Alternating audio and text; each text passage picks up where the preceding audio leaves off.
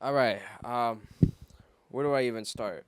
It's been about nearly 6 months since I was last in Japan, and it's been a couple months since I last posted my video on Japan. I want to talk to you guys about my trip overall on how it went, because I never got the time to do an overview on how it went and what things could have been better and what things I should have changed while I was there. I want to start off by saying Japan, an amazing trip, an amazing 10 days. Got to meet a couple of new people. One new person that I met, it was not very fond of me. So, yeah, you've seen her throughout the entire video. Her face was blurred out. Yeah, she definitely got a restraining order on me. Yeah, Japan was amazing. I had a absolutely fun time throughout those entire 10 days. The places that I've decided, well, no, the places that we went and got to explore, it was one of the most unique experiences of my life, and I intend to go back at some point in my life. Some places that I would have loved to check out in Japan, and some places that if I were to go alone, wanted to try out, is that I've recently noticed that they're really big on cars. They're really big on sports cars and all that stuff. You've seen like all those videos and all those car edits you've seen on Instagram or TikTok. They're really big on cars over there. I would have really loved to get in one of those custom made GTRs and all that stuff, which is pretty sick. And then also they had like this big, this big indoor, this big indoor go karting palace, and I would have really enjoyed to go there as well. Osaka had to be one of my favorite places over there. Shibuya was my first favorite. Osaka's my second favorite. Shibuya. Why I say Shibuya? Cause Shibuya, Tokyo. Let's get it. All right, let's be honest. Shibuya and Tokyo, common cities, common places. But when I went to Shibuya, there was a whole lot of things you can explore over there. A lot of food options, a lot of clothes shopping and all that stuff. It's crazy the way they would have all these different kinds of arrangements for you to go check out one day or just any occasion.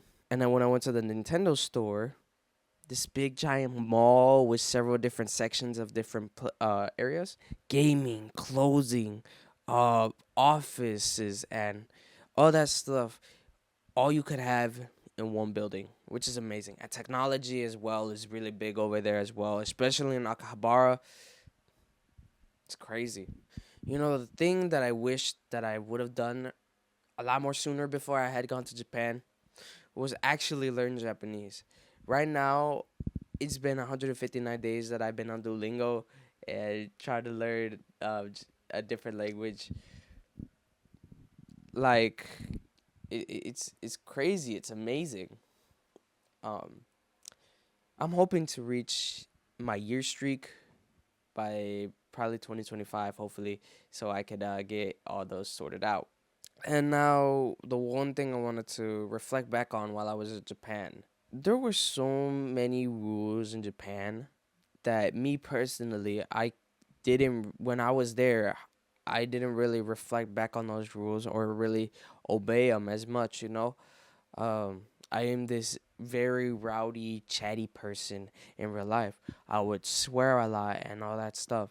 Now, because Japan is such a respectful and peaceful place to go check out, I, on the other hand, acted like as if it was the opposite. I was still acting like as if I was here. I didn't, for some reason, never obeyed the rules and customs over there, and I would always get checked on that.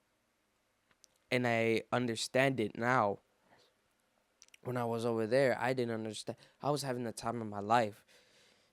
Before I even went to Japan, I didn't even want to go. Like I told you, I didn't want to go originally, but then once I went to Japan, it changed my whole perspective on how I saw things and how I saw the whole country itself.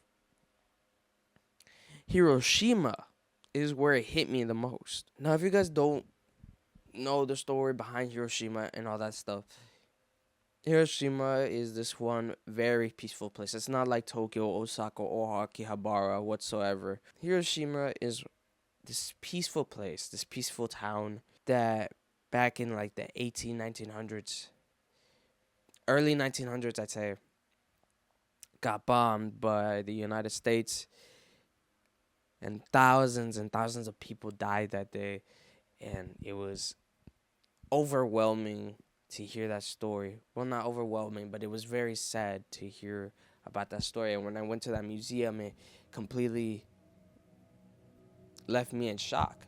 I've never been in such a shock whenever I went to a museum, because it had all these letters from people. It had all these images of people that died that day. And it had all these images of these families and kids and all that stuff. It was absolutely insane, and it was crazy.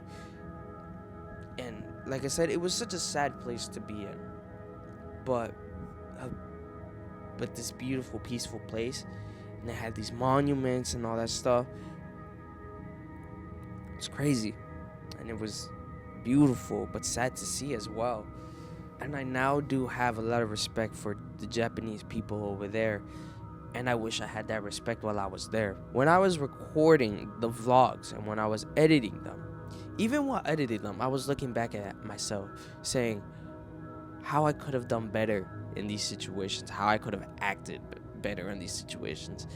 There's stuff you gotta look back on whenever you do something in points of your life.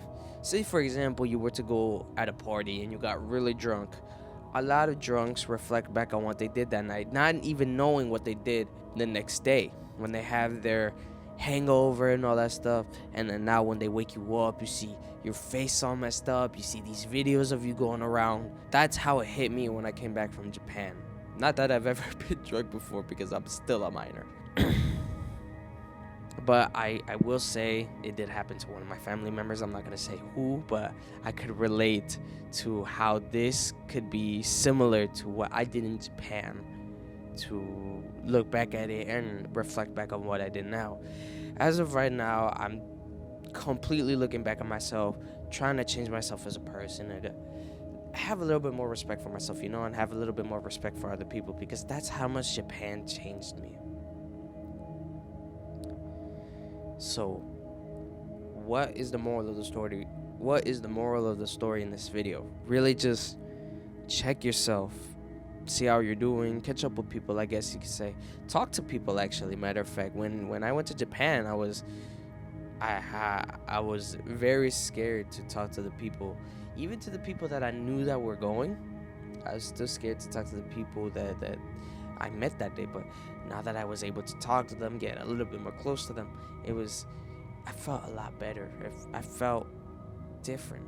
And then now today, I started talking to a lot more people. I started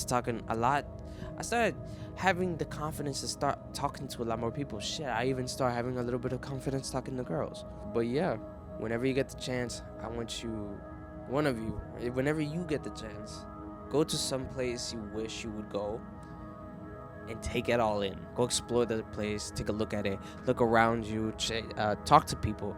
So yeah, not a crazy video today. I'm just reflecting back on what I did.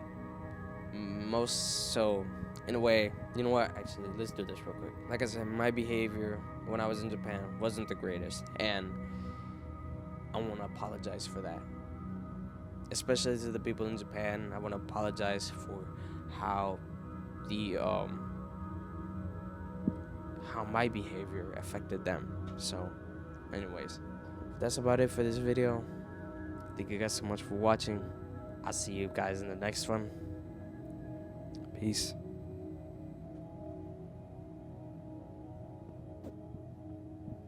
The videos are coming back sooner than you think. Hopefully, if I get the time.